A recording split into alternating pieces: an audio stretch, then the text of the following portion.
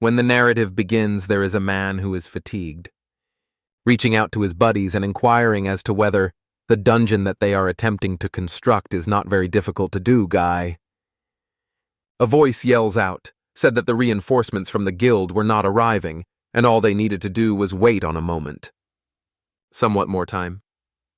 They were certain, however, that everything was going to come to an end at this rate. Up, passing away, till all of a sudden a man appears. While holding a book in his hand, he explains, "All of you should take a few steps back." One and all turns in order to determine who it is, and a host of a barrage of spears is hurled at the creature. The guy who was wearing his phone on his forehead. Just recently, I become aware of something that states that It is indeed him, dude, and you should inquire about it. Guy live streaming videos if they are able to do so. The hunter of hunters should be seen. A renowned figure, Shinbake, the person, was the one who was standing in front of this group. Someone is keeping an eye on this. At this very now, live on their phone, and this entire hunter of hunters is called into doubt. That made no sense to him because he said that it was impossible for this person to even attend his own graduating from high school. No, you are able to tell. At this point, right? The child who is cursing over. It's likely that the offspring of that cretin is present. A buddy approaches him and inquires as to the reason he is by himself. And Xun speaks in a manner that is rather odd. Busy. The gentlemen beg him to snap a picture of them. And he is of assistance. Considering the fact that, when it comes to his father, things are always like this. Busy. When he arrives at his house, he is greeted by his mother. A little bit worn out. He is being looked after by her sister, who has been unconscious for 12 years, you guy. With those leg motions, I was able to, in order to maintain the flexibility of the muscles. Do you agree with such type of stuff? In the event that she comes to consciousness, Cyan inquires as to the reason why she did not attend the graduation, and she has just arrived. Remarks that he ought to already be aware of the reason.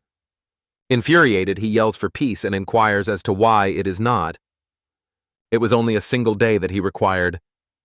It seems as though everyone present was merely concerned. The sister is being discussed. Then, however, someone appears behind him and claims that he was the one who was excessively shouting at people. Wow, he looks back at it. Do you agree, buddy, that it is the badass dad? Male Shinbeke, a hunter who hunts his own kind. It's him. I was ready to inquire as to how the cretin got there. How quickly, but the father just says that I had previously instructed him to keep his voice down. Around the home.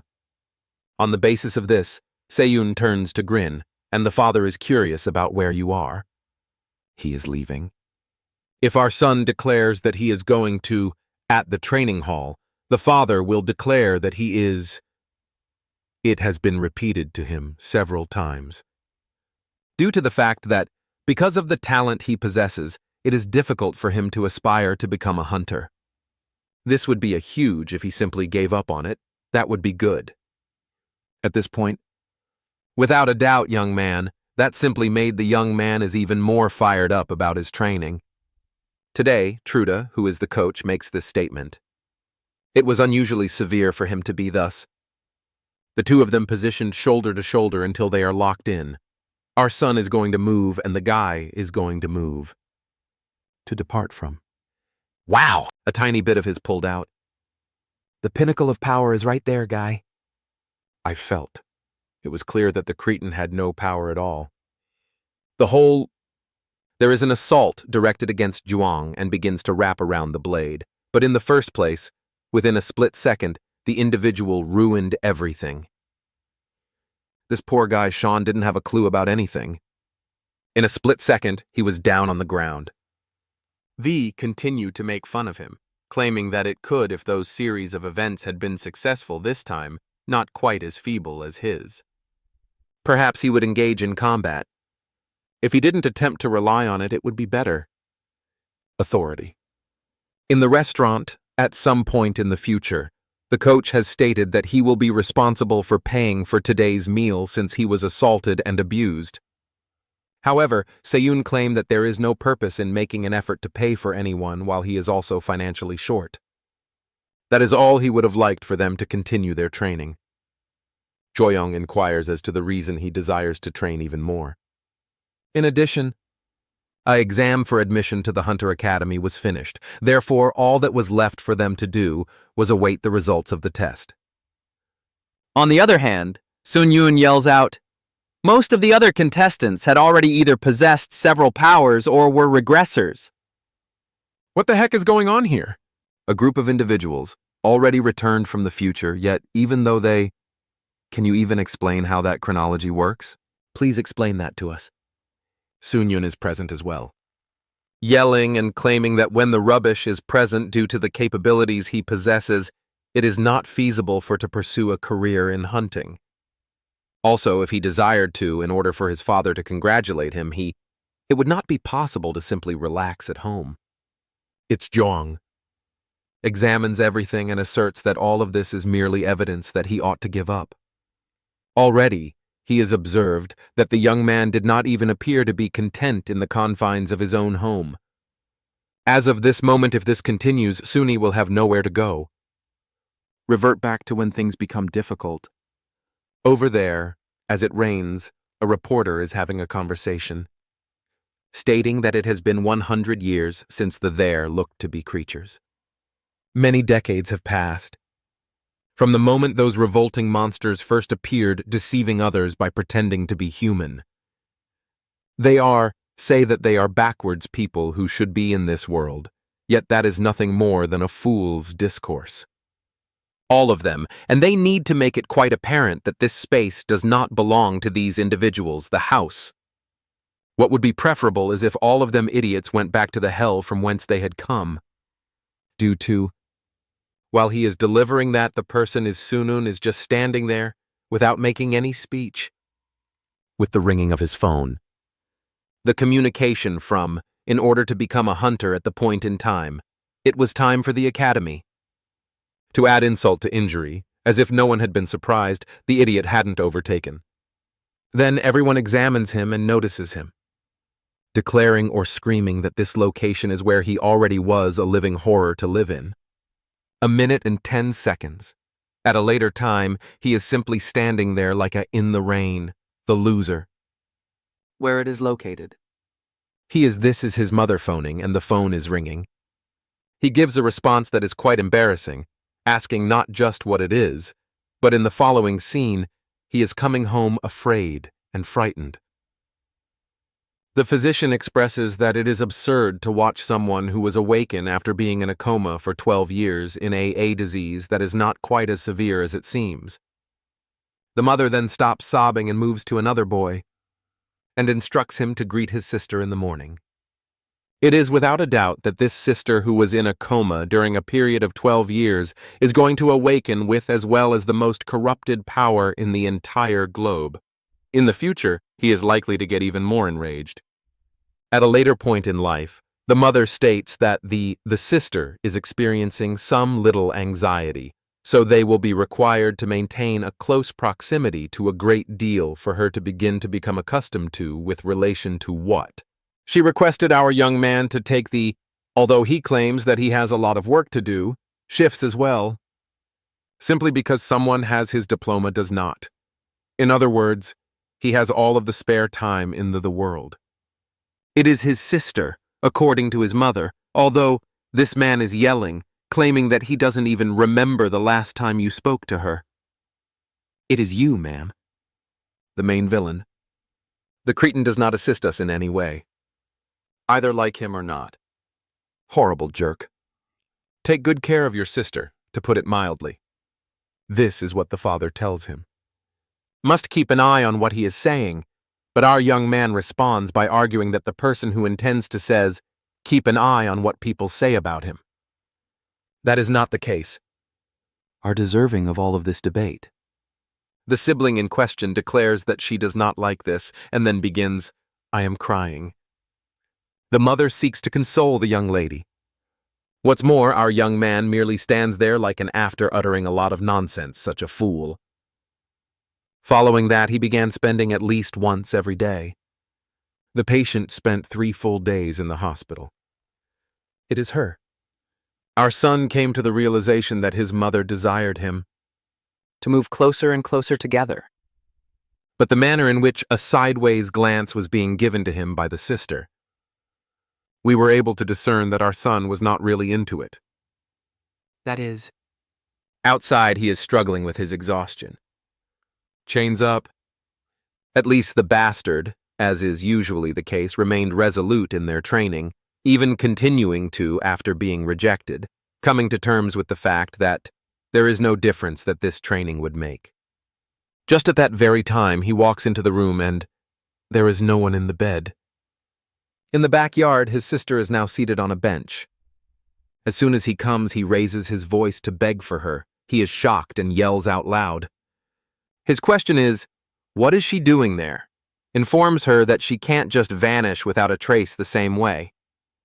That sister, whose name is indeed apologizes so on, who is feeling a little humiliated, said she experienced a sense of being smothered in there, and inquires as to whether she could be able to at least remain there, go outside for a short period of time.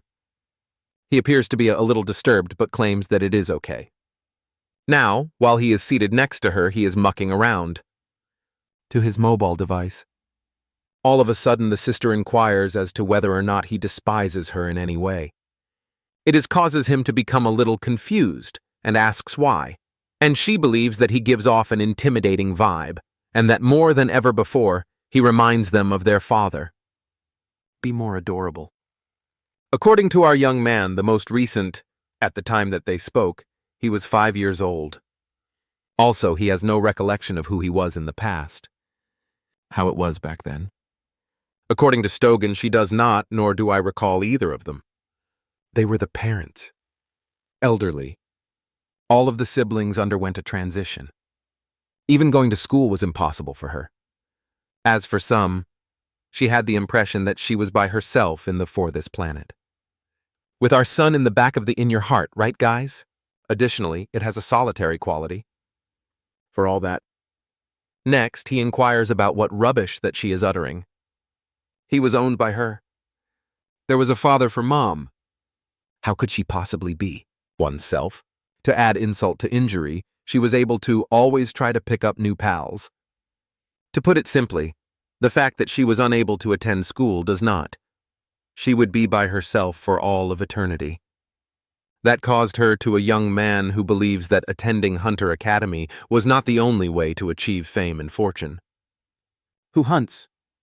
Even though Durian is his coach, he never made their way to the school. This was still I think it is too soon for him to give up. However, So and I express my gratitude to him and advise them to return. Then our young man goes and inquires about how she even gotten down to that level. The wheelchair was not available. In addition, her muscles must be completely withered away. On the other hand, the girl doesn't it sound right, man? Put a deposit in my account. At this very moment, $1 million, and this was without a doubt. To hell with it. He inquires about the situation. And she maintains that throughout the entire time she was dozing off, she was residing in the fairy tale world domain. Realm. In that very spot, Sunun is standing with his jaw agape, recalling that reporter who was there. It was reported by whom? That these individuals who came back a group of people that come from another world evil spirits. In addition, the father is stating that, for all the ability he possesses, he would never participate in hunting. When she was seen floating, the young man, who was radiant and tranquil, was there. Was taken aback. We travel back in time to the past. Learn whether or not this spoiled brat was a tough one. As well as in the past, it was the mother who turned up to go to school the two children who were adamantly very filthy. It was their complaint. It said that the following day, they were going to compete more and then return to your house. To be sure, it is unexplored area for what Tomorrow Man will be. Whoever it is. Already at their residence, she took a bath, ate dinner, and then went to bed. Then, as she laid down, Yanel pondered what she would do next. Perform tomorrow. But at that very instant, it was due to the appearance of a peculiar blue fairy, and stated that she had been selected to attend their event. I inquired as to whether or not she was interested in preserving that location. On the other hand, so on approximately 6 months were spent in that other the world. However, upon her return, she discovered that the fact that 12 years had elapsed in her life the world. In addition, a man is now being treated at the hospital, declaring that he is certain that his daughter is a one who has returned. The wristband that she is wearing could be a form of heightened talent, but it is not. Had no effect on those who carried powers with them from another dimension. After that, the man inquires, in order to discuss the location that she visited, so to be. Simply put, she asserts that the fairy outlined the things that she could and could not do. Do how to make use of magic and the information that need to survive, as well as the ability to deal with it, is the queen. He seemed to be a little perplexed. Correct? He instructs her to discuss this matter with him. Monarch. According to her, this queen was indeed in that universe. There was an evil guy, and there was a commitment that if she were to provide her with she had the ability to return to this planet if she beat. After then, the guy inquires as to whether or not she returned, attempting to assassinate the queen while the girl screams, refusing to accept. She was able to put an end to the dispute via conversation, and also failed to master any potentially harmful magic. It was the guy. However, it is said that none of it is relevant. The strength of returns is always present, harmful to it. As a result, the majority of gains the kind of might that could save another world. That alone was sufficient for him to reach a conclusion. To the extent that the authority she was given surpassed that of a hunter held at the S rank. At long last, it was the capabilities of a return are somewhat widespread. In order to differentiate themselves from the others they had in the world beyond this one. This is the reason why it is up to the relatives to keep a close check on her. And prevent her from making use of her skills. No matter what happens. The hunter's day is tomorrow. She would be contacted by the office for contact. As of the entrance, Seun caused harm to everything, and just was a man who walked away. Regarding the fact that according to the results of the hunter exam, his, in reality, having physical talents was beneficial for engaging in hunting. His was the source of the problem. Ability was counterproductive in the fight against monstrosities. Specifically, this is due to the longevity one of his shackles was much more severe than a standard A chain. Because of this, his capability was evaluated. F is the rank. What the heck? I was thinking it was like, despite Kurapika's formidable chains, the kids' chains don't. There are certain Walmart chains that are hungry. Appropriate. After then, the sister appeared in a relatively... It was awkward, and I asked him if he was not shocked. He did not have any reason to be afraid. In addition to that, in comparison to the previous, there had been no changes. It was simply Seun who ordered her to go to hell, guy. The unfortunate young lady wilted and uttered her opinion. She would rather be by herself. I am really sorry, Sunyun. Female. As she stood there, shaking, she attempted to comprehend the reason for this, but he just yelled at by telling her to vanish without a trace. The man, armed with that, she stood up and walked away. And there he was, once again on the street by one's lonesome. Surprisingly, now he pauses and asks himself what he's doing. Carrying out. What is the reason for his pitiful behavior? During the course of his inquiries, he answered finds that individuals are congregating in sorts and ponders the reason why. This is in the center of the crowd. His father, who was as bloody as he usually was. Is that correct, man? He's putting forth a lot of effort. While everything was going on, his sister was at the wen glancing out the window of the hospital, recollecting the reprimand that she received. He didn't seem like the boy from before. At that moment, she vanishes and departs without a trace, the man who flies. She ascends a little bit above the city and comes to a halt in relation to that same playing field from the past, recalling the moments both of them are being cared after by their mother. They are. Their return there was the only thing she want. Whenever it was. First, she begins to cry, reiterating that she desired to return to the place. Then all of a sudden, a group of guys shows up behind and she makes a complete spin. The one with the blonde hair. Wright asks her what she is doing there, if she is there. She is doing okay. Really, she has no idea how to do it. For a response. And he claims that this location has been neglected over a considerable amount of time due to pertaining to a dungeon breach that was place. Was not a good thing for a person who was destitute to wish to toss and turn about here. This is a step back for her. When they get closer, they are kind of backing off. Just as she is going to declare that she is doing well and knows the way back, out of nowhere, he strikes her on the head with his fist. Oh my goodness, what the hell? A limp and a drop occurred in the girl. Down to the ground level. Without a doubt, the Cretan maintains that if he were to hit her, it is his right to retain her. Guys, nevertheless, the lady's trying to get back up. The person inquires about what's going on. Something is taking place.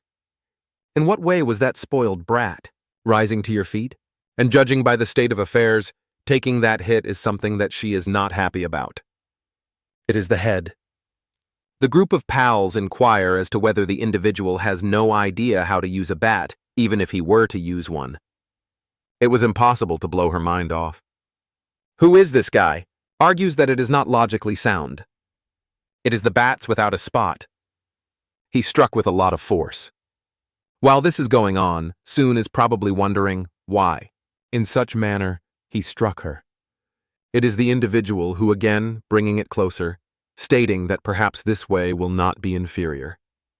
But at that very moment, she makes a gesture with her hand and says, if they please continue to come forward, she is going to take a shot. 3 of you had better get back to work. Off, man. I can see you're about to get not skewered. Obviously, the 3 side characters are excited to complete their part in the story. Then, So remembers a magic book the fairy gave her. This was a basic magic called bow and arrow. To her, didn't have to worry because whoever gets hit by it doesn't die. In most cases, they just stay petrified for a short time. However, the second she fired, right man, look at that red strike hitting. The guy's expression changed immediately, and So remembers that the guild guy warned her. The moment a return attorney returning comes back to this world, their abilities change completely. And man, she opened up a crater so deep you could see the 2 behind it. Dude fell there on the ground, just a leftover smear. And So Young, looking at her own hand, wondered why that happened. Back to our boy in the moment of the crowd, man. There was the dad holding that YouTube guy by the arm, all dead and wrecked. Everyone's asking if he's really dead. And now even his dad notices that Sonyan is right there watching everything. Future, mister? Beast got bagged and the dad asks right why he's there and where the sister is. Our boy, kind of awkward, asks if he can't even go out for a walk. The dad gives him a stare and questions if that's the first time he's seen a body. Our boy says yes, and the dad then says 4 out of 10. That was the mortality rate in the hunter industry last year. Out of 10 people, 2 suffer an extremely serious injury. Normally what's left behind gets traumatized and pretends to be a hunter. And that pattern held for life, no exceptions for rookies or veterans. He had to understand that this was the kind of world he lived in and wanted to know if the boy was really confident and wanted to survive in something like this. Out of nowhere, Sun Yun totally freaked out, already saw he was going to wimp out from fear of his dad and says no. The dad just puts his hand on the guy and says he's sure the son can't handle it.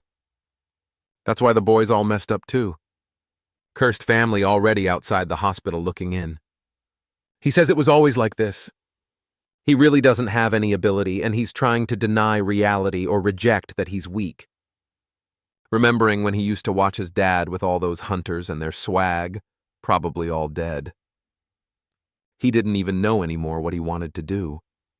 At that moment, while asking himself if becoming a hunter is what he really wants, he sees his sister flying their man. He gets closer, kind of uneasy, and quickly notices she's covered in blood. And there it is. She got that from their dad. He tells her to come down, asks her if she's hurt and what happened. Then So snaps out of it again and remembers the guy said her abilities could be dangerous. She starts repeating for him not to come closer while he doesn't understand anything. Right then, she remembers the guy she blew up with the arrow shot, tells him to stay away, and out of nowhere, a light explodes there in the middle of the forest. Sometime later, he's knocked into a tree, all wrecked too. In the middle of everything, the sister is surrounded by a purple aura, and someone is saying there's a person destroying buildings. She's going crazy, crying while Sun is asking if she's lost her mind. What happened?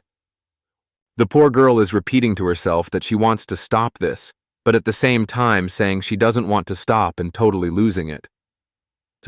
She tells him to get away.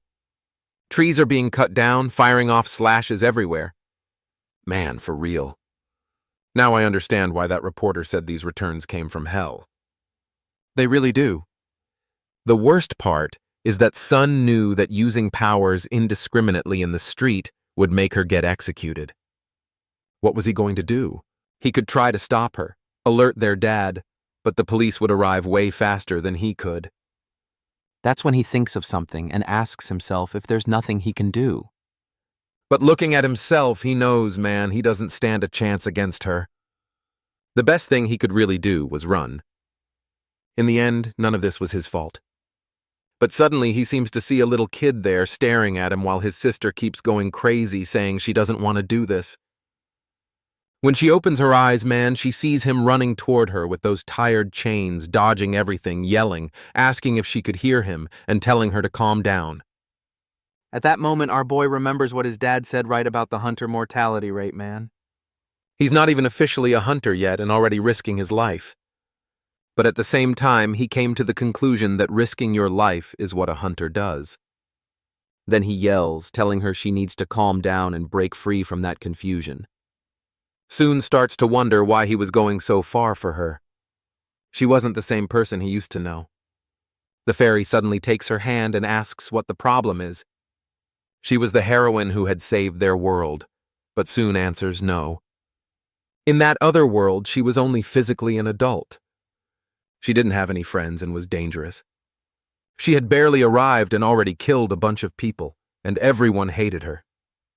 The fairy, though, says that's not true. At the very least, she'd never seen anyone risk their own life to save someone they hated. The chain gets close, and in the next scene, she throws the boy with her in her arms, crying.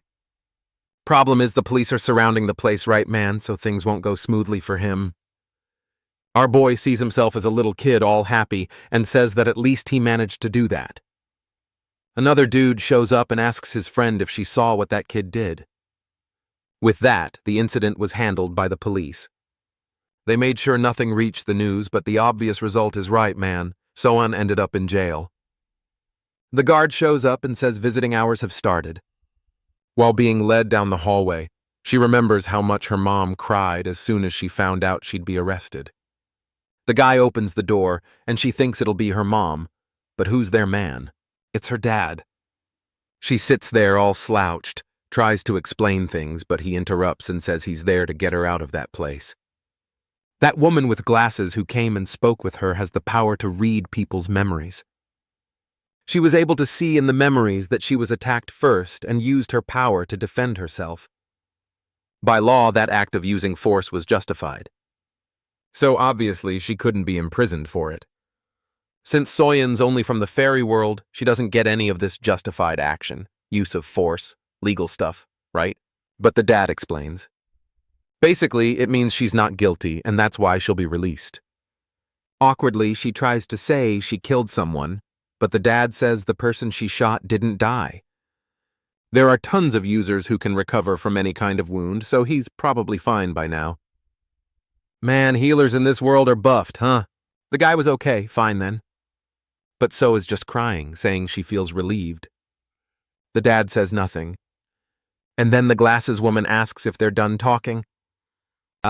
He's outside and says, yeah. Then the woman explains that they couldn't pay the hospital bill and he's definitely going to face punishment for that. The dad replies that it's all good. He's already relieved that it'll end like this. The woman tells him not to worry since everyone there owes something to the great hunter Shinbake. What she wants to know is why he's so sure to say that. The person she attacked surely must have died. Shinbake says that maybe when she learns the truth, she'll be more emotionally stable. The woman says that makes sense and hands over a document telling him to take it. Here he reads a document for his daughter. Suddenly he frowns and asks who sent this. Apparently that dude from the foreign showed up must have been him who sent this mess. Meanwhile, Sagan hasn't even recovered and is already back at his practice man. The boy's great talent is throwing a chain that catches a can. He's standing in front of a guy there who doesn't seem very impressed. He wants to know who that crazy dude is, and the coach replies he doesn't know either. The guy says not to worry too much about him and to keep doing whatever they were doing. Suni, though, replies that he can't focus with a damn commentator beside him talking crap. The guy, however, asks if it's really because of him. Is he really going to say he can't focus in a real fight because of something so trivial? That kind of triviality would definitely happen in a dungeon. And if he can't concentrate just because someone's eating chips next to him, it already shows he's not ready. Right then, Seyun steps forward and asks if the old man knows him. This guy's about to pick a fight right now. Sunyun is going to talk about how much he practiced, but the guy just gets up and says he doesn't care and says that he recognizes the boy really has good physical ability, but his proficiency was terrible. Our boy didn't even notice that the guy in 1 second was already behind him. The man says those chains that he created with his own energy are awful, since he's forced to keep consuming just to be able to control them. Not to mention, he uses too much power with each action and they're not precise at all either. He needed to understand that professionals don't even use much power, man. He grabs the bag of chips and says, "This is how it's done, man." With one strike, all the cans are pierced. He asks if the boy got it. And our boy is really shocked. The craziest thing is the bag of chips that was wrapped in his energy was still intact. While Judong is wondering who this guy is, the man walks over to our boy and says that not even he knows his true power. Then he pulls out a scroll and says this is a tool that summons returnees, and he wanted him to bring it closer to the chain. The second he touches it, the item vanishes and he says now he understands. Regarding our kids, do you remember what happened in the hospital? Because he clearly saw that the moment the boy's chains touched, the sister completely extinguished her powers. In other words, he had the never-before-seen talent to seal the powers of attorneys. Trying to use those chains as a weapon was the true definition of wasted talent. Confused, Sun asks how he knows all this and who the hell he is. He introduces himself as Ji. Young, a professional hunter and a professor at the Special Abilities Academy. And today he's there to recruit the bastard right man. Our boy is totally frozen and says he already failed the admission test. Zhang says not to worry about that. He has the authority to enroll any student there. And the ability the boy had was good enough. But of course he's the one who makes the final decision. Is he going to want to join the academy or not? Man, the boy suddenly has that dumb actor face saying, "What is this? Huh?" Almost crying. Oh my god, he just lost 10 oral points. The guy laughs and welcomes him to the Hunter Academy, but suddenly something comes flying toward him. Zhang turns around and manages to catch it midair. Man, whoa, it's that paper. And here comes Shinbeak, pissed off and radiating aura, demanding that Zhang explain right now what he's planning with that. Fiong turns and replies that that's what he should be asking. While the dad is freaking out, Seyun doesn't understand anything that's going on. And now Jiang face to face just says that the more he sees Shimik, the more he realizes he's getting old and wrinkled. He should start attending the meetings before people forget what he looks like. The dad, though, tells him to stop changing the subject and answer what that thing is. Jiang says it's obvious he just sent the kids a little recommendation letter. So Yoon was a returning with an S-rank ability, and Sun Yoon had an unprecedented ability. The dad, though, says he doesn't accept that for either of them. Even though So Yoon had an older body, she only spent 6 months in the other world. So she still has the mindset of a child and can't go to an academy like that. Jiang, however, says she needs to adapt, man, and he's the one who always says that. Besides, it seems her power is going out of control at this moment. Without knowing how to use her powers, she was basically a bomb. And the only chance was to train with the experts at the school. But the dad says that he alone is already enough to train her. He glances to the side and says that besides that, this boy there didn't have any talent. And he tells our boy that he needs to understand determination without strength only leads to death. Here goes our boy who's emo one moment and hike the next. But then Jiang says that he's wrong. He saw with his own eyes that this boy was brave and threw himself in to save his sister. He has the bravery needed to become a hunter. But Shinbeke replies that that's not courage, it's recklessness. He turns to our boy and asks if at that moment he knew what his sister's ability was, and if he really thought he could stop her power. Sun, all crooked, tries to explain that he was just afraid she'd get hurt. But the father cuts him off and says that's the problem. He wasn't focused on the outcome. The only reason he's still alive now is because he got lucky his ability worked this time. But is he going to live as a hunter who gambles with luck every time? Wu Jae-hyung was trying to recommend the boy but did no thing. That letter wouldn't get him any special treatment. In the end, he'd just end up at that academy. He'd get crushed by the competition. Man, this dad really doesn't help either. Such a bastard to bring his son down. While the two are arguing, Seun asks why the father always does this. Why is it that not even once he has the guts to say that he did a good job? He's not even praised for saving his sister. Something that should be obvious. He's almost going crazy there when suddenly someone grabs his arm. It's John who praises our boy. Now that a teacher had recognized him, he was closer to his dream. Our boy's all awkward, saying it's not really like that or whatever. But the guy tells him not to overthink. All he needs to do is follow the path he believes is right. Looking at the chains in his hand, he says he trusts the work the boy has shown and obviously says straight to the father that he shouldn't care about people who don't acknowledge him. Even more so with someone who doesn't know a thing about him. Man, I thought this dude worked for the dad, right? Like some kind of spy. But apparently they don't get along either. And the dad says now and he understands why the kid is so obsessed with becoming a hunter. It must have been this guy who was the idiot that gave him this false hope. The dad's aura makes the guy start sweating cold, but the boy slaps himself in the face while mentally thanking the teacher for helping him clear his head.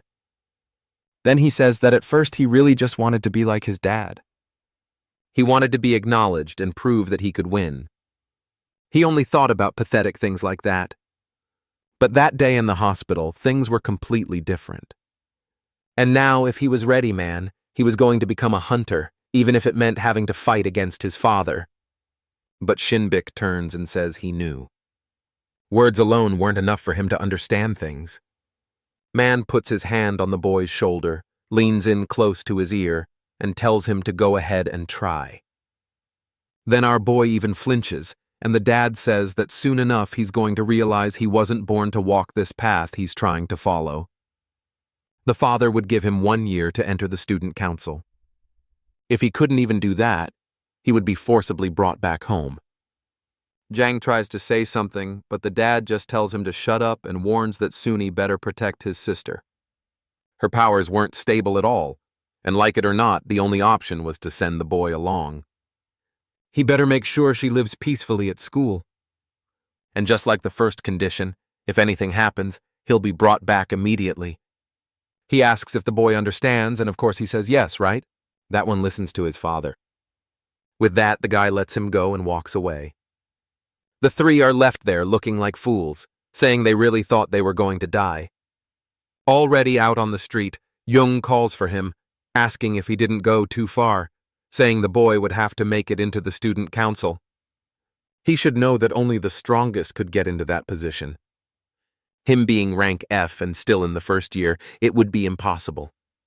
The father, however, says that if the boy had the courage to say to his face that he's going to become a hunter, that's the least he should be able to do.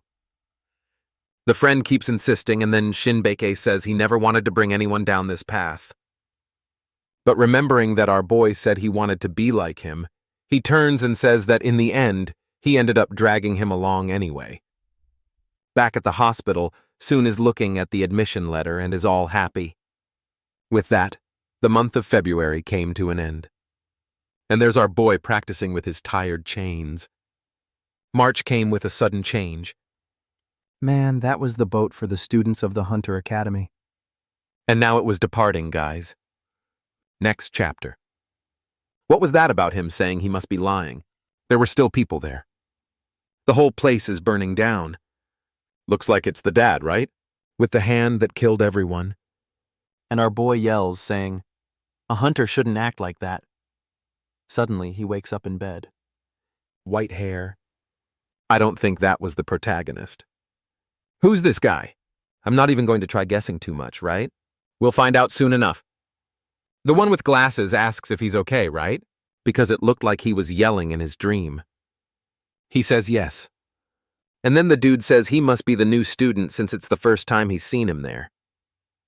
The one with glasses introduces himself as Purium. What a name, man. A second-year student. And the one with white hair shakes hands and says his name is Seal Subin. Nice to meet you. We're on the boat. The siblings are looking at a box full of supplies, wondering why they're getting so much stuff. Are we going to get a survival arc in the forest like Hunter x Hunter? I'm down for that. I get it. That's our boy's suitcase. And it looks like he stole a bunch of stuff from his dad. Damn it. I'm here daydreaming alone. Suddenly, the sister gets up and says she's going to look around. He tells her not to go alone, but she says she'll call him if anything happens. She knows the room is 105 and by our boy realizes he's raising a child. He looks out the window thinking the important thing is to know what they're going to do for mom. Meanwhile, there's a blonde guy on deck saying that this new life at school is going to be full of encounters and he needs to make friends with strong people, right? To make life easier. But that was just what a beginner would think. And that's why Purium is acting like that. Apparently, he's not all there in the head, and the two beside him are trying to figure out what this crazy guy is talking about. The blonde returns to normal and says that getting close to other students is good. But next time, it'd be better to bring along a really pretty girl of his age. The one with glasses apologizes, saying, "This crazy guy, Juan, is kind of a girl addict." I don't blame that rascal. And there he is annoyed, saying he's been looking all over and hasn't seen anyone. But look who he ends up seeing. Right, man, feeding the birds. She's kind of sad that the birds aren't taking her chips when suddenly she drops the bag. But at the same second, Woojun shows up, picks it up, and hands it back. She all cutely thanks him, but this guy, man, he's not right in the head. Right away, he says that she couldn't attract any birds, but she managed to attract someone else.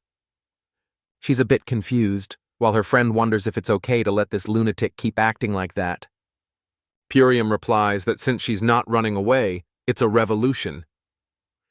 A lot of people there had already participated before. The only downside was they had to pay a crazy expensive fee. Suvin says it makes sense to pay. After all, whoever graduates from here doesn't need to worry about work ever again.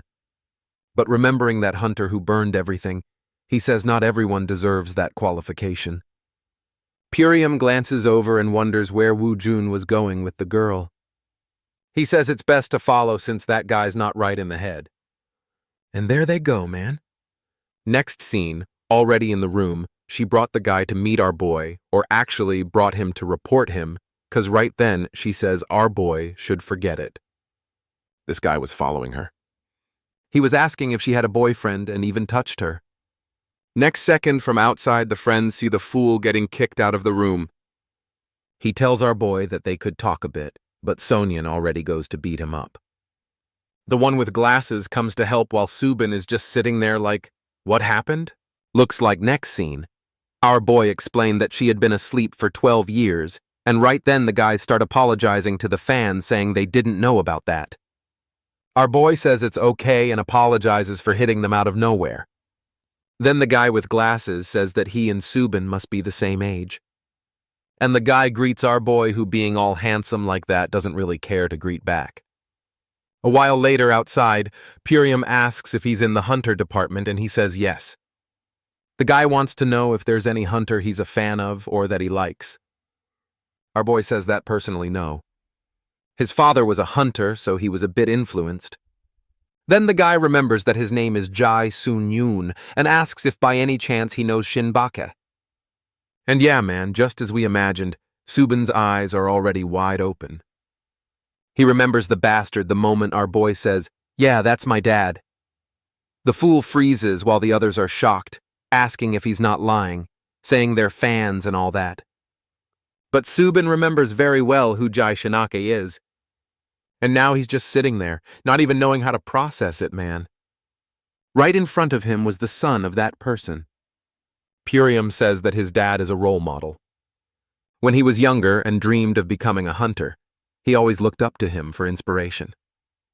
Our boy asks if he doesn't want to be a hunter anymore, and he explains that now he's in the magic engineering department. He doesn't have any talent to be a hunter. No, that's because he's rank E, man. Our boy keeps thinking, and he's here, but he's rank F. And right at that moment, the sister says exactly that, and the three of them are startled. Our boy gets kind of awkward, and Purium wants to know how Ga became a hunter and got admitted if he's rank F. So Vian already jumps in before he can say anything, explaining that they were admitted through a recommendation. He's rubbing his head, spinning side to side, but for sure we're going to end up hating him, right, man? Then he calls out to Purium and says that if he trains hard, he might also end up becoming a hunter like him. Or at least, manage to get into the department to take the tests. Obviously, Subin must be thinking that this brat is just a spoiled kid who's there because of his dad. The trip continues with Purium teaching his sister how to play on the Nintendo Switch. Woojun spitting game at the girls and our boy pacing back and forth. That's when he sees Woojun there at the edge and goes over to ask if he's feeling seasick. He replies that yeah, and our boy stops next to him. Then the guy asks why he wants to become a hunter. Sony starts to say something about his dad, but Seal Subin interrupts and says that's not what he's asking. He wants to know what his beliefs are. What's his mindset? Out of nowhere, man's trying to go full coach mode and change the boy. He remembers that moment when he saw himself as a kid, but says he's not sure. He hasn't thought that deeply about it. Seven then says that when you watch the news, you see all kinds of people who became hunters without the right motivation. Those who just want to make easy money or become famous. Our boy agrees that there are people like that, and the guy doesn't stop talking, man. Saying that those people don't understand that becoming a hunter doesn't just bring perks. It also brings responsibilities, and that's why he hates hunters. Confused, Seyun asks that why does he want to become one? To which he replies that he wants to be someone who can save everyone, and that's why he wants to tell our boy not to go to the academy. Sun pauses for a moment and asks what he's talking about.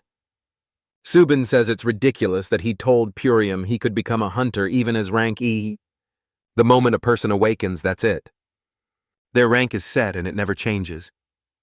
Besides that, getting into this academy is insanely expensive, unless you have connections or you're like him with a rich dad to pay for everything. Poof, man. Little does he know that dad isn't exactly supportive. Sun immediately tells him to be careful with the way he says things. Besides, he was there because he awakened his powers after a lot of training. Subin replies that awakening powers has nothing to do with hard work. If he awakened a power he didn't have before, that just means he didn't know what it did or didn't realize he had it. All that happened was that by luck he ended up using it. The fact that he got a recommendation to get into this place even as rank F, and even the fact that he seals Subin was also there. All of it was because they were lucky, and saying he'll become a hunter without recognizing something so obvious just shows how immature he is, and that mentally, he's really at the same level as his sister. Man, obviously our boy already went in to land a punch. It looked like it was going to hit him straight in the face, but I don't know if something happened right there. The guy is still standing untouched. Worse than that, the sister gets startled, and when she looks to the side, our boy is on the ground. She asks what happened, and Subin says he tripped out of nowhere, but he's fine. But Sunan has no idea what happened, man. Right at the moment when his punch was about to land on the guy's face, the trajectory changed and he ended up on the floor. And the bastard still turns to our boy and says that someone like him who can't control himself and just goes around punching like that is only going to stain the hunter's reputation. Turns away saying that if he had any brains, he'd just give up. But then, man, something grabs his foot. It's our boy's porcelain chain again. The sister gets startled, and now Sue is the one on the floor. And then the protagonist says that maybe, yeah, he ended up in this place out of sheer luck, but no way in hell he was going to give up by choice. Subin says he can stay there as long as he wants, but with that rank he's got, he's not going to survive. And our boy just replies, then I want to see that midnight. They'd meet to settle things. Yo, calling the guy for a midnight meetup? What is this kid? A romantic duel? Sometime later, it starts pouring rain and Sodian is remembering the fairy, saying she didn't want to disappear. She suddenly wakes up and sees she's alone in the room, gets up, calls for Sunun, but notices he's not there. So there she is in the hallway, wondering where he went while dying of fear. Out of nowhere, she's startled by Woojun right behind her, asking what she's doing there. She answers by asking him the same thing, and he says they're going through some stuff in a room and invites her to come along. She gets all happy and says yes and forgets all about our boy. Already arriving at the room, there's a little group laughing. Maybe our first wife. As soon as Woo Jun sees the girl's face, man, he hits all awkward. Weirdly, out of nowhere, he turns around and tells that friend of his, Uni, that he's leaving. The friend asks why, and he says she didn't mention that girl was going to be there. Our boy's sister, though, already walks in all happy, saying the place is full of food. The orange-haired girl tells Woon not to just stand there like an idiot and come sit too. Anoy says fine and joins in. The girl asks who the new 1888 is, and he answers that she's a friend of a friend or something like that. And when Soan says hi, the other one doesn't look happy at all. What's going on, man? So much drama on this boat. Purium is kind of confused about Soyan being there and asks where Sun went.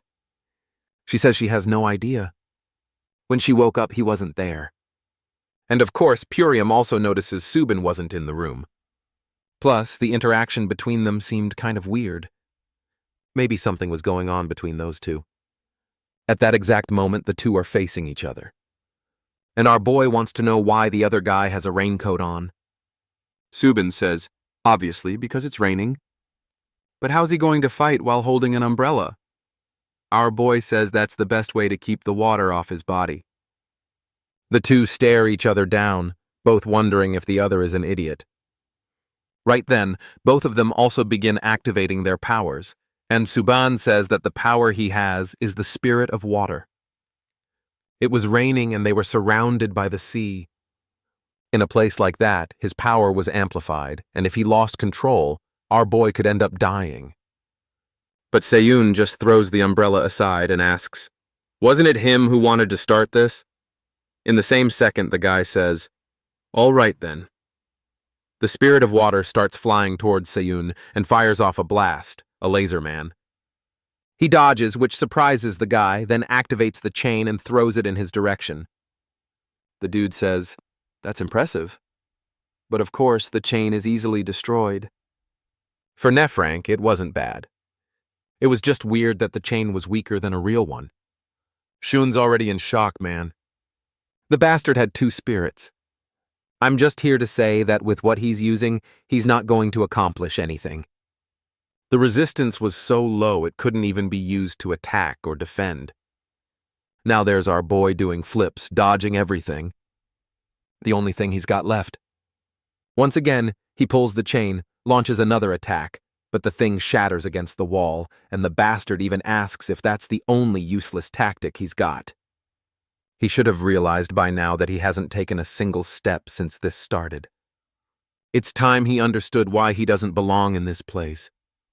The boy says that it's exactly because he hasn't moved or taken a single step that he didn't notice. When the guy looks down, man, there were some little chains by his boot. And the worst part is our boy had already hooked them to the grate before the guy could do anything and pulled him backward into the wall. And our boy says that he's only been using the same tactic because it's the only thing he can do. I thought he was about to drop an epic line, but the kid's just humiliating himself. Now, yes, he really humiliates the fool man, saying that he was bluffing, apparently because he doesn't seem to have that high of a rank. That's because if he did, he wouldn't be getting beat up by an F rank like him. Subin then changes his expression and says that, all right, let's start taking this seriously. Sun tells him to just come, but now we're back in the room with that buff guy saying this is theft. Looks like the girl there pulled an SS-ranked character full of steel stats and all that, and she's kind of awkward, saying she just got lucky. So asks what this is, but they come explain it's a board game. It seems to analyze the power of the person creating it, and the character sort of matches that. Damn, so that girl there is S of rank man broken. Now it's Purium's turn, who clicks the little button and creates a B-rank mage. What? I didn't really like the concept of this game, bro. The game's supposed to be badass. It's going to be trash. Just leave that for real life.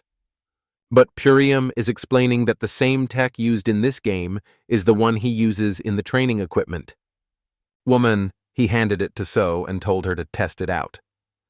Thank God the thing didn't activate, but she's sad, wanting to know exactly why not. He's kind of confused.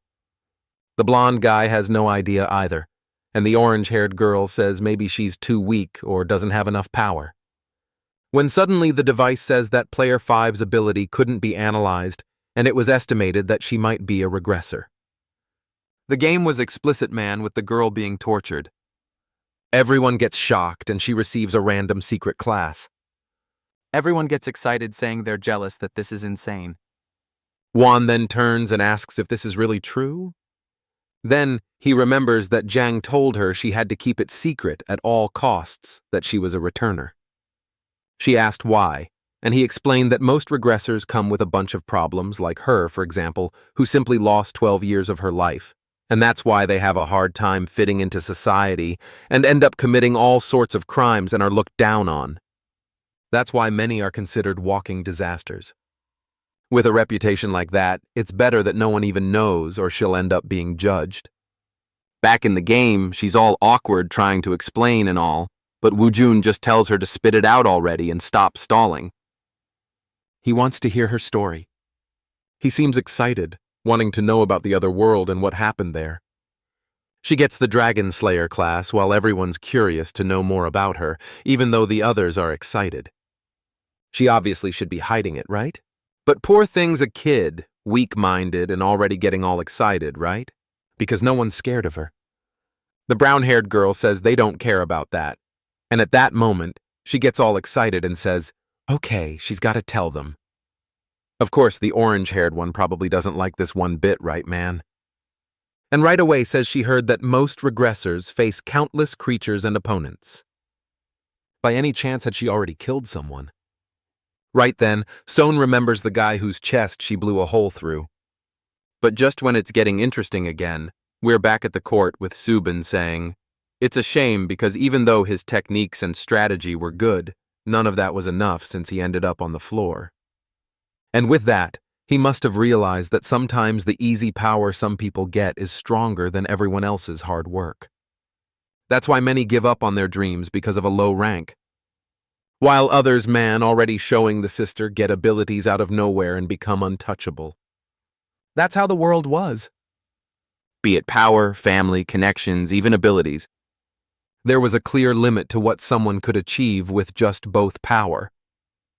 When he entered the Hunter Academy, he was going to find out that there are people way worse, crueler, and stronger than him. In other words, in the end, he's just going there to suffer. Our boy, though, man, says that his dad wasn't even an S rank or an A rank when he started. Even so, he already achieved more than anyone ranked A or above. They cleared countless A rank and S rank dungeons and saved countless people.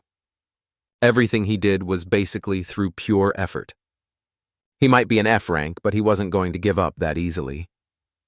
Subin says that apparently he knows a lot because of his father, and he asks if he remembers the S-rank gate that appeared in the city of Mapapo 7 years ago. Sunan frowns and asks why he's suddenly bringing that up out of nowhere, and the guy replies that that gate ended with countless casualties, not just because of the monsters, but many people also die because of the hunter's power. The protagonist asks why he's bringing that up, and Subin says it's because no one criticizes anymore what happened back then. Seymoon is about to say that the hunters had the reasons, but Subin interrupts and says that it was his father who killed the younger sister he had. And it was ridiculous for him to say that he had no choice but to sacrifice a bunch of people to save a few.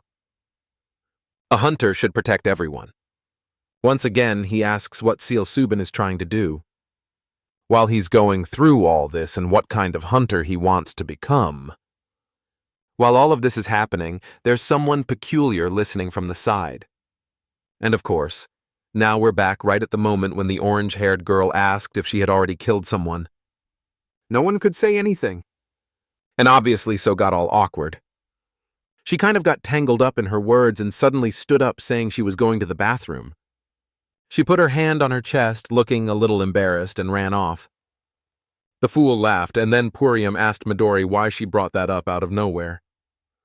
She kind of off-apologizes and says the girl is in the engineering department anyway. Even Purium says no, she's in the hunter department. Suddenly the girl changes her expression and says that in that case she's not ready. A hunter isn't someone who just has to kill creatures. Sometimes they need to kill other people, taking lives as part of the job. And with that mindset, she wasn't ready to be there. Sodium went to another part of the boat. Her heart was pounding, and she kept wondering why she ran away. All she had to say was that she hadn't killed anyone.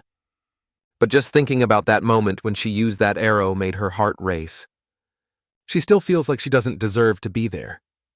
Once again, she remembers the fairy and wonders if she'll really be able to make new friends.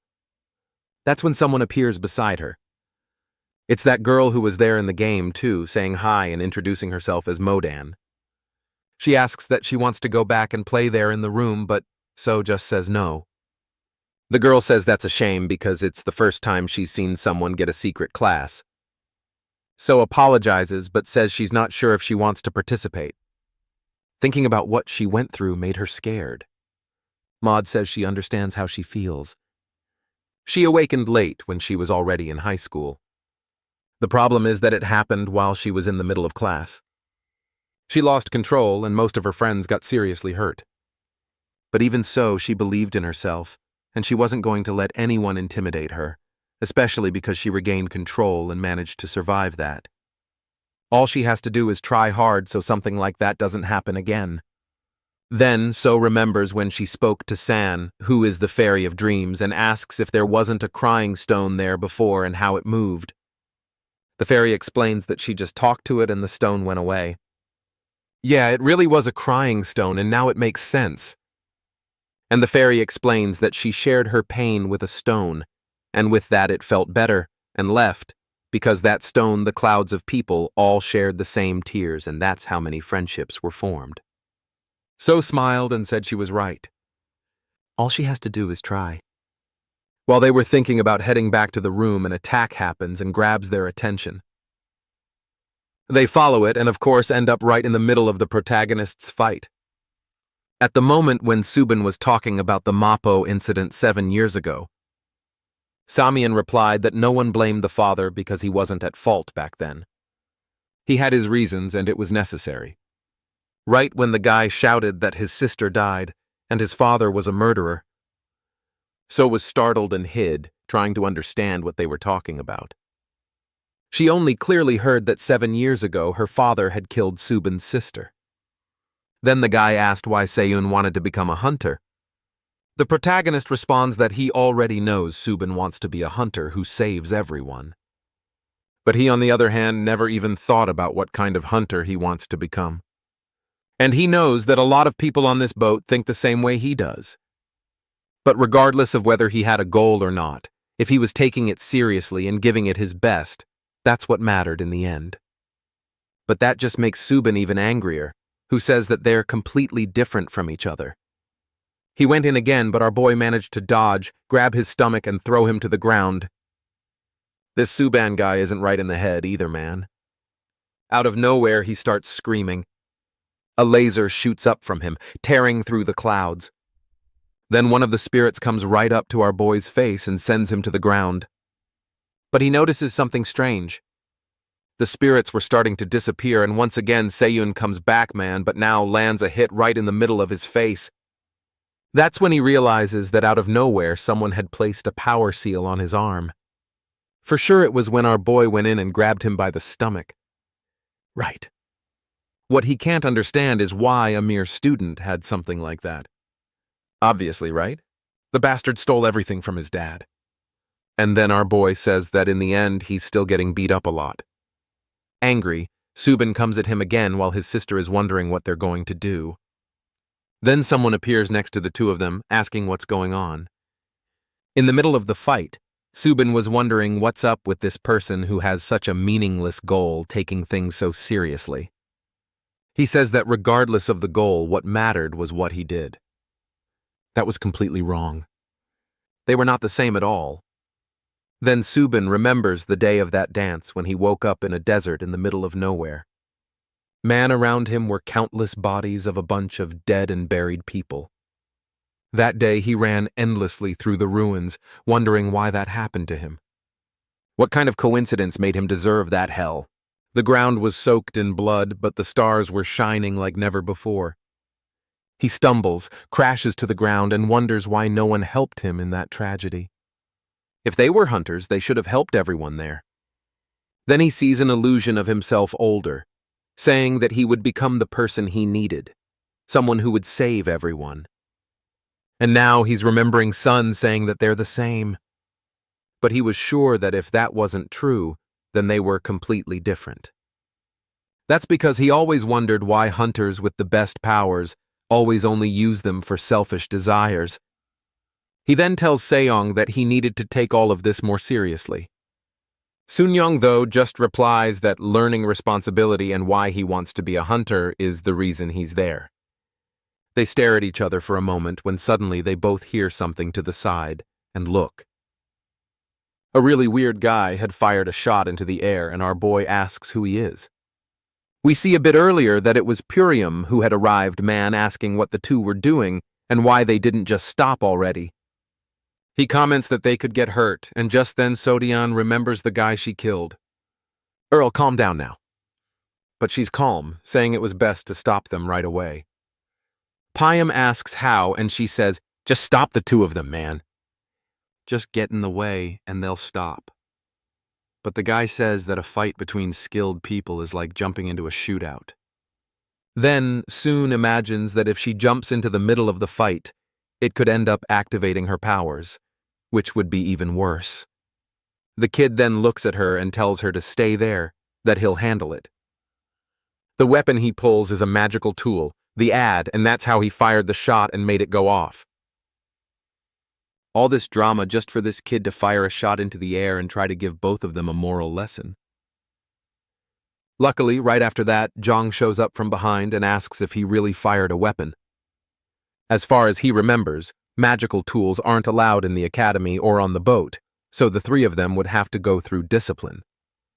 Next scene, with the boat stopping at the island man, Wu Jun says he lost.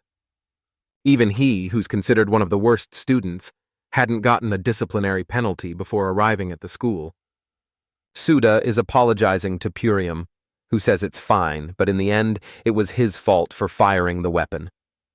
Besides that, the weapon he brought was something the teachers asked him to develop, so the situation wasn't going to be that bad for him. But then he looks at our boy and says that for them, things were going to be worse. Either way, they deal with that later.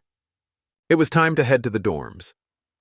She thinks it's weird because she thought she'd be staying near Suni, and he explains that actually on this island, there are several dorms scattered all over. That's when So starts getting scared of being near that Miju girl. Then the girls take a look at their phones and see that at least she and her brother are in the same dorm. Right when he says the name of the place, which is really weird, someone drops their suitcase on the ground. It was Subin. And obviously from the look on their faces, it must be in the same one. They just stand there looking dumbfounded until a woman shows up saying hi and introduces herself as Jan, and that she's the supervisor of their dorm. Soon starts to relax a bit.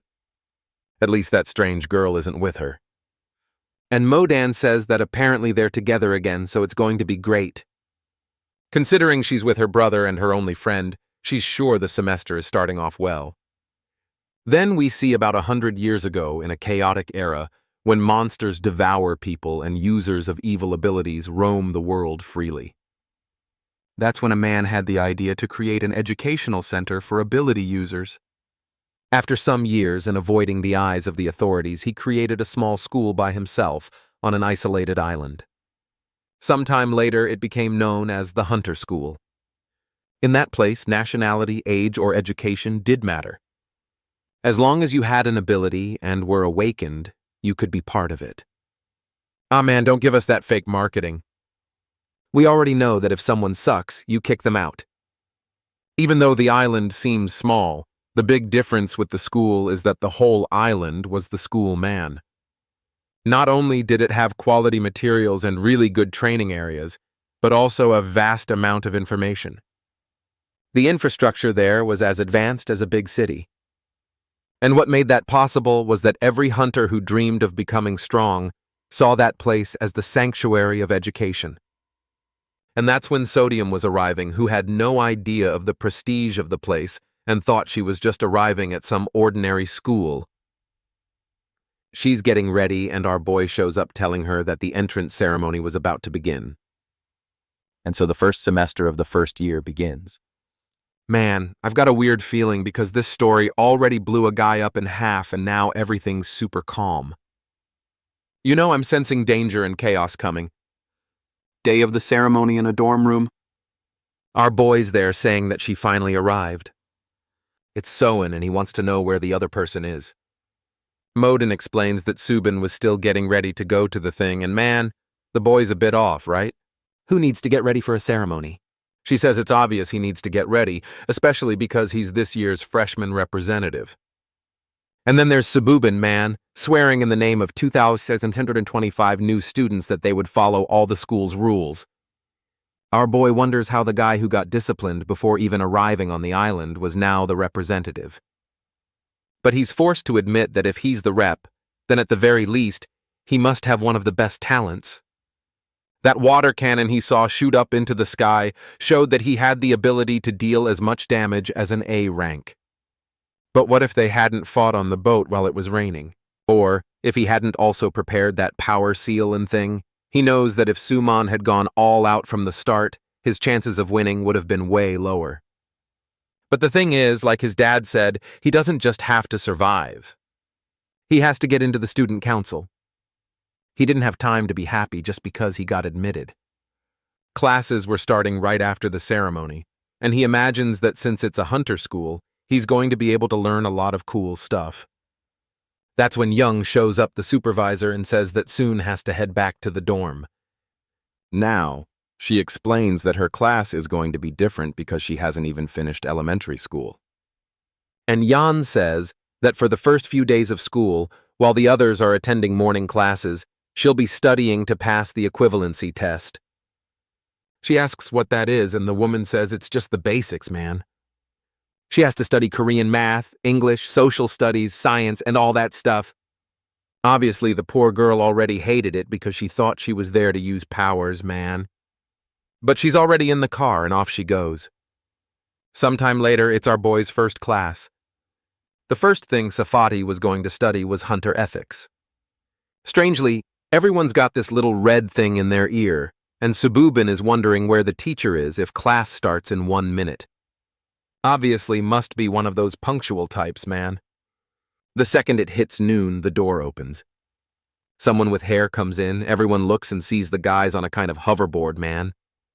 Everyone looks, and man, I said hoverboard, but it really is one. I didn't think the bastard was going to come in like that. The guy looks at everyone and drops. And nice to meet you, only in Japanese, introducing himself as Hajiar Jin, and he welcomes everyone to his class. Before anything else, he wants to make it clear that he hates the school. Not just this one, but most institutions. Putting 40 people in the same room is the peak of inefficiency, since no one's at the same level, especially considering the students there have special abilities, and one is completely different from another. They must also be stubborn and have their own principles. He, for example, is the type that likes to be extremely efficient. And following that line of thought, he throws out the first question. Most small and medium-sized monsters could be taken down by modern military equipment. Even so, only hunters are sent into dungeons. Why they think that is? Everyone's just looking at each other, not knowing what to answer.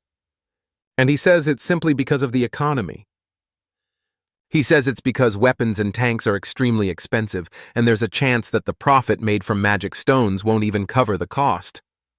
On the other hand, a hunter just eats and poops. Even if they exert a huge amount of physical force, they're still extremely cost-effective. And that's how the hunter profession was born. In the end, it's all about money. That's the reason they're called hunters and not heroes or superheroes. But obviously, for the hunter themselves, money isn't the only cost. In the middle of combat, they have to learn to use the minimum of their physical and mental energy. They need to be optimized and choose the best strategy to fight. Otherwise, they might run out of power in the middle of the dungeon. Seon remembers Jiang saying that he spent too much energy in everything he did.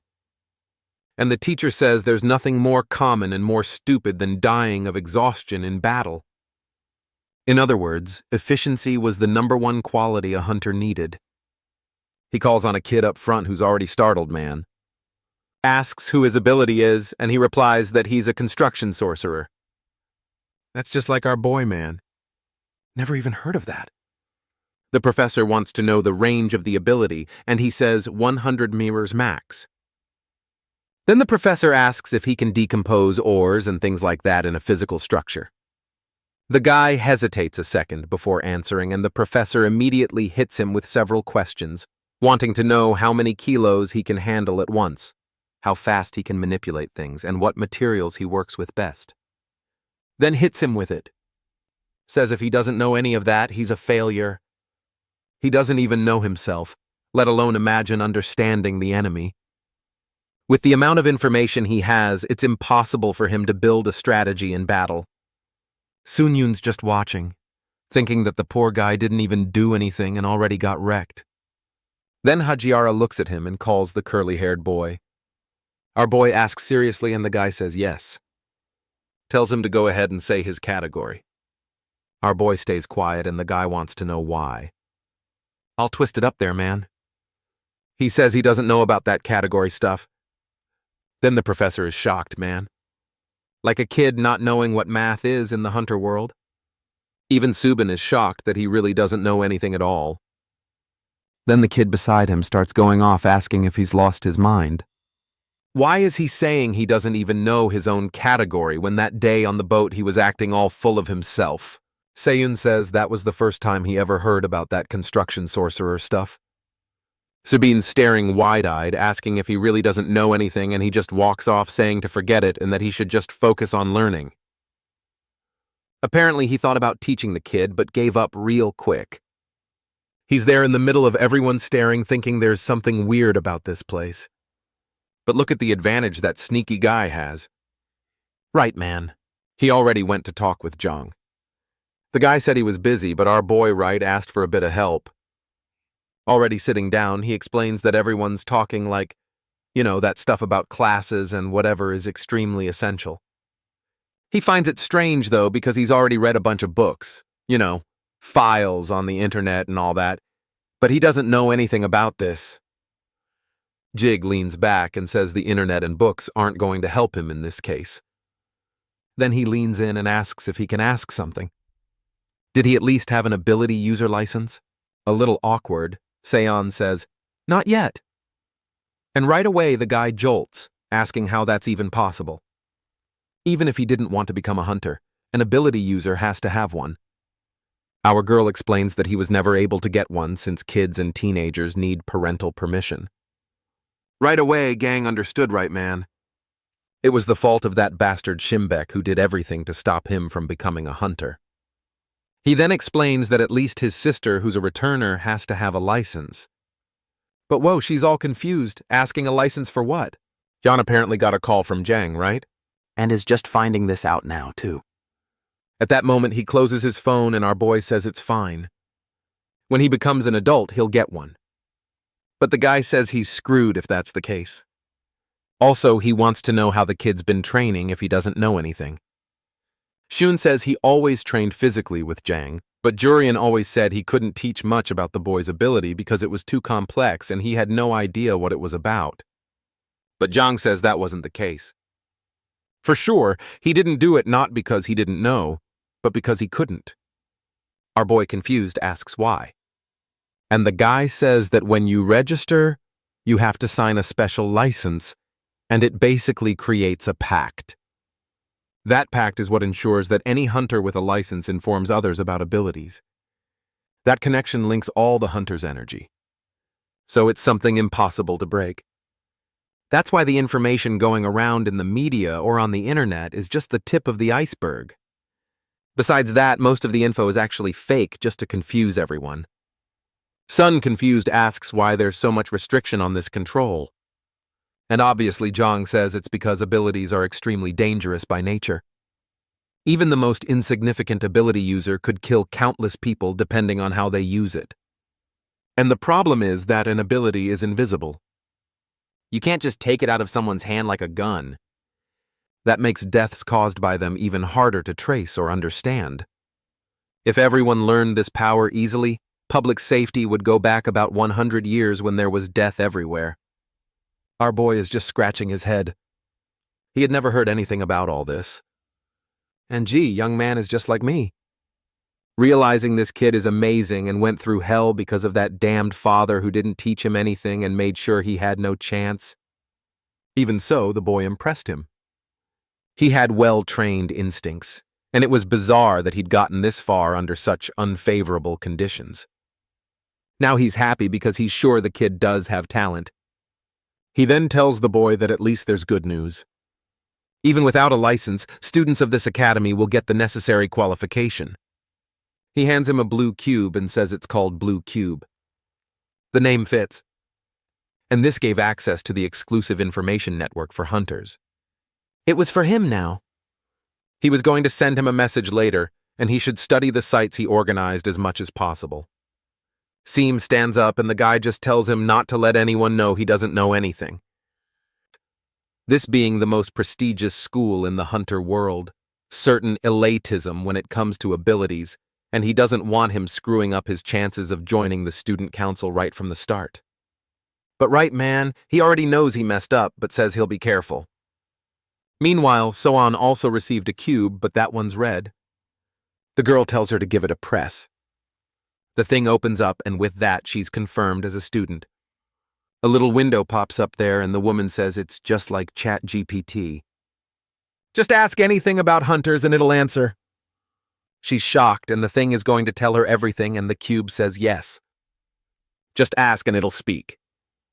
She gets ready and then asks if it knows about the incident that happened in Mappo 7 years ago. She wants to know exactly what went down that day. The system replies that the words are ambiguous and it's not understanding. What kind of incident is she referring to? She's about to say it's the one where countless people died and her father was there. But the woman already interrupts and says that kind of question isn't a good idea. How about asking something exactly like the questions her friends ask? Shortly after, the teacher tells her to take a look at the school chat. Apparently some anonymous messages inviting people to eat, others posting cat pics. So says it looks pretty normal, and the woman says, yeah, the students are actually normal, not crazy in the head like certain people. Until a message pops up asking who was in Hunter Theory class today. There was a guy there who seemed to not know absolutely anything. The person asks what his name was, and someone else replies that it was some guy named Jai Sunyan. Seems like the boy doesn't even know his own category. So how did he get admitted to this place? She's already seeing a bunch of people trashing her boy, and some even saying the school is corrupt. But in the little corner on the right, someone saying he's cute. Where are you, naughty girl? Show yourself to us. Meanwhile, our boy is walking around the school already doing some studying. Right, man? At least the kid's trying. A message asks if they should investigate. And now someone's standing in front of him. The one who answered in the chat that there was a way to find out is now saying hi. It's two reporters asking if he's Guy Seung-yoon from the Hunter Department. The moment he confirms, the guy already gets excited and tells Emily to grab the camera. Damn, they're really not going to make life easy for the poor guy who's already all messed up, doesn't know anything, has a tired chain power, and is still getting slammed. The guy introduces himself as someone from the school's journalism club. They go after all the interesting news. Out of nowhere, he slips a ring onto our boy's finger. Pretty suspicious hot man. The thing lights up and our boy asks, right, what is this? The reporter laughs and says that just like everyone said, he really doesn't know anything at all. That thing was a rank measuring device and it already confirmed he's rank F. Out of nowhere, the guy raises his arm and says a rank F got accepted as a hunter. If he publishes this in the newspaper, it'll be quite the headline. Obviously, while the guy is reporting the news, Sun-yoon's not happy at all and asks who allowed him to do something like that. But the guy just holds out the mic and wants to know what little tricks he used to get admitted. The rumors in the community say he paid a hefty sum to the school. Others say he's the son of some extremely famous hunter. Our boy, though, loses it, goes up to the reporter and tells her to lower the camera. She gets scared and obeys, but the friend says no, she can't call herself a journalist acting like that. Sun just says things are going to get physical if he doesn't give back that ring. The weird guy, smiling like a lunatic, says if he wants this interview to end, he'll have to knock him down, which is impossible for a rank F student. But there he is on the ground, man, begging to be let go, saying he'll return the ring. No need to worry. Sun-yoon, though, is already wondering how he's supposed to get into this so-called student council with people like this around. Next scene, something says that changes came quickly. Hajara says the creature combat tests would be conducted in teams of 3 or more. The guy in the tank top tells Hyun that his team is already kind of full. Another one replies that unfortunately he doesn't have space for the boy either. And a girl says they only accept people of rank C or higher. What was his man? Poor guy is already seeing that everyone is going to reject him. So, he goes up to the professor and says there's not much he can do. No one's accepting him into a team. Poor guy. And Hajiara just replies that if that's the case, he's going to have to do the test alone. He gets surprised and startled, but he's already face to face with the test monster. Before he could say that this was unfair, he already took one to the face and hit the ground. He knew he was going to be treated like that, but he didn't expect things to change so fast. And with that, he gets a score of 0. In another class, a teacher calls for student Jai Sun-yoon and tells him to come up with a dungeon strategy based on what's written on the board. The poor guy, though, man, is still learning about abilities. How is he supposed to come up with a dungeon plan already? The guy keeps firing questions at him and he gets them all wrong. And then the teacher already comes down on him and wants to know why he's even in this place. He just apologizes, right? Man kind of angry but can't say much. Already at the cafeteria, he's there stewing in rage. He didn't care about the students, but the teachers were trash like this, and were already getting on his nerves because that bastard just kept asking him questions the entire class. Not to mention, it was clear he was giving him the hardest questions. How was he supposed to know the weakness of a monster that showed up in 1986? Then Sovian shows up and gives our boy a little hide, but he gets startled. Maud comes and pushes her, giving a little wave and making a face at him, which already tells him that with the terrible reputation he's got, it's better not to get too close to his own sister. Otherwise, the poor thing's going to suffer by association, and things will just get harder for her too, especially because he didn't care about that kind of treatment. From the first to the last day at school, he's always been alone and nothing's changed. The only problem for him is the whole student council thing. At this rate, it'll be hard to get an offer. He needed someone strong by his side. And look who shows up. Subin asking if he's going to eat alone every time. Our girl asks what he's doing there. And Subin just ignores her. Says, of course, nobody wants to be friends with a person who knows nothing. Damn. Subin alone your whole life. 'Cause the moment someone sat in front of you, you stood up until Subin says he had something important to talk about. It was about his older sister. He asks what, and the guy says it's because she's in a situation that's not looking good. He's a bit confused and tells him to explain the details. Me stopped to think about it, but his sister really was a bit older than him. And then it clicks that yesterday, so also took part in that creature test. The blonde turns around and asks what she's doing, just standing there. She's a little confused, not saying anything, and the woman asks if she doesn't know how to use a weapon or why she didn't use any ability. Moan tells her to calm down and says she did her best to make sure everything went well. The blonde wants to argue, but turns around and says fine, then forget it. Off to the side. So apologizes, and Subin hears everything. He says it seems things worked out since Modan handled it, but apparently Sonium is already being talked down in her class. The poor girl is thinking that just as expected since that day she's been having trouble using magic. Jigong had already warned that if she used her powers and got involved with that mess, she'd end up in the teacher's radar. She remembers the guy she killed, the fact that something happened 7 years ago with her father, and that whole cube thing no one lets her explain. All of that leaves her tired and confused about why school is so exhausting. Suddenly, she dozes off and wakes up some time later to see the class has already ended. She asks herself what kind of idiot sleeps in an important class, but then notices someone else was next to her man. She sees Subin there, handing over the notes she needed to copy. She thinks about stopping him, but remembers that he fought her brother. He gives her a hard stare. She gets startled and runs off. She's on the stairs alone, telling herself she's an idiot when someone shows up behind her and asks why she's crying. Man, who's this guy? Ah, right. It's the guy from the board game. Maybe he's a good person. I hope. He tells her not to be sad over something so silly and says he can show her the notes. She thanks him and he gets a bit awkward. The guy says just to follow him, but when they get to another room, Junel calls out to Unbei and tells her to show the notes to the girl. So realizes that the bastard was pretending to be nice, but he hadn't taken any notes either.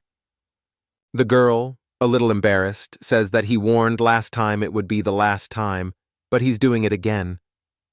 He, however, says that actually it's a freshman who couldn't take notes and is asking her for help. Dumb there, looking a bit awkward, and Janelle says he can afford to fail this year until Son speaks up and says if she doesn't want to show them, then she doesn't have to. Asking someone to do something against their will is kind of wrong. Suddenly, man, Janelle's expression changes and he says that with the way she's talking, she's making it sound like he's doing something bad. Without even knowing her properly, he stepped away from what he was doing just to help her. So why is she acting like that? But Sovian man just replies that she really does think it's something wrong. People in the back start laughing and she walks away saying she's leaving. But what the hell, man? The limit grabs her arm and says she's not leaving like that. Apparently she's really talented at making people look like fools. She tells him to let go, but he says she'll have to clear up that misunderstanding before she leaves until bam. Soon smacks him right in the nose. What the hell, man? The whole room is shocked and Junel is stunned that he's bleeding, trying to understand how she managed to hurt his body. Was it some kind of ability? She says no, and he says it's impossible he has the body of a martial artist. Someone with her physical build shouldn't be able to do any damage. Then he says now it makes sense because she's a regressor. Obviously he said it on purpose so the whole class would find out. Some start saying that if a girl with that kind of body, her martial artist, she must have used an ability. Janelle asks why all regressors are like this. Does using an ability on someone mean nothing to her? He charges at her, saying he should have known since back on the boat. But suddenly something slams into his face, man. It seals Subin, saying he sure has a big mouth for someone acting unjustly. Junel asks who he thinks he is, and he just responds with his name, saying he's a freshman this year. Besides that, he's been watching everything from the start and hasn't seen So Young use her ability even once. Junel says that's impossible. She had to have used her ability, otherwise there's no way she could hurt him. And now he just realized Subin used an ability too. But he just ignores what the fool said and says Junel should already know that regressors have extremely superior physical ability. And besides, no one in this room saw any kind of power being used. So it's clear she didn't use anything. In the end, even if she had used it, he was the one who grabbed her arm first. Not to mention, he clearly exposed her secret on purpose and lunged at her. Compared to using an ability, his actions were way worse. Janelle goes after him, saying he's going to beat up the scrawny kid. But man, out of nowhere, there's just a flash of light behind him. And he answers that he never runs from a fight. Strangely, some girls nearby raise a sign with his name out of nowhere, and Junel realizes he's about to get beat and embarrassed. Back in the cafeteria, he tells our boy that he understands he's trying to avoid his sister to protect her and not mess things up for her. But now that everyone knows she's a regressor, her life isn't going to be easy either way. Our boy puts his hand to his face and says he doesn't understand why, but things are never easy. Mister takes a look, sees the sister, and asks what he's going to do. It's not like he has much power to help her either. Then out of nowhere, Woojun's right next to him saying that maybe there is a way. He turns asking when the crazy guy even showed up, and Woojun says this instant ramen used to taste better. Back in the day, they were softer, tasted better, and had more meat. The old lady from the cafeteria was way more skilled. It's just a shame that accident happened. The two are still staring at him, not really understanding, and the blonde guy slaps the table saying he misses the old cafeteria lady. Subin wants to know what he's doing there, while Seun says that's not the important thing. He wants to know what Woojun meant when he said there was a way to fix this. They turn and say what they need is to improve her reputation. If it started to be spoken of more positively, for sure people would bother them less. Sean replies, then it's easier said than done, and Wuhan says he has to get ready for the observation class in 2 weeks. Armoy asks what that is, and he explains that it's a match that will happen between classes 90 and 91. All freshmen have to participate, and the ones who come to watch aren't the parents. No, man. It's the top hunters in the entire industry, including members of the biggest guilds and the famous ones, the heads of corporations, and all that, man. Everyone involved in the hunter world comes to see the freshmen. Unfortunately for our boy, right, his dad is a hunter. So at the same time, he has a dad. He also has a hunter, but he sees it as a great opportunity to improve his reputation. Subin, however, says that if you count the number of people, that's a lot. How is that even going to happen? The guy says that last year they were divided by student ID. If nothing changed, it'll be the same way. All he has to do is find a ranked student to train with and show what he's got. If our boy wanted it, he could give him the name of a really weak kid. But man, as if that's what he wants. Woon's already kind of confused and sure that bastard wants to fight against a rank A or rank S. Sometime later in the library, he remembers that he talked to Zhang and asked to take a look at student records. Obviously, the guy said, "Right, man, that only teachers could see that," but the sneaky guy, it seems, handed him the card to deliver the welcome message to Chang. He went to check out the students and find out who the regressors in these classes were this year. He doesn't say so, but it looks like he found out who they are. And now the plan is to challenge them when the observation class begins. And then when everyone is watching, he just has to use the chain to immobilize that person. Man, it's such an obvious and easy plan.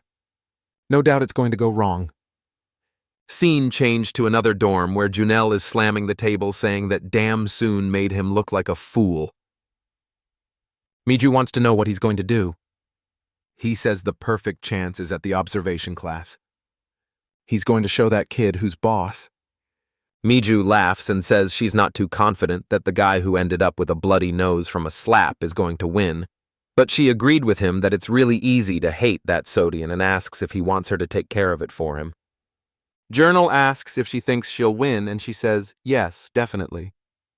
But in exchange, he'll love her favor. Junelle keeps insisting, saying her chances are low. The girl's a regressor, but Major just says that it's exactly because she's a regressor that it will be easier. And here we go with a time skip, folks.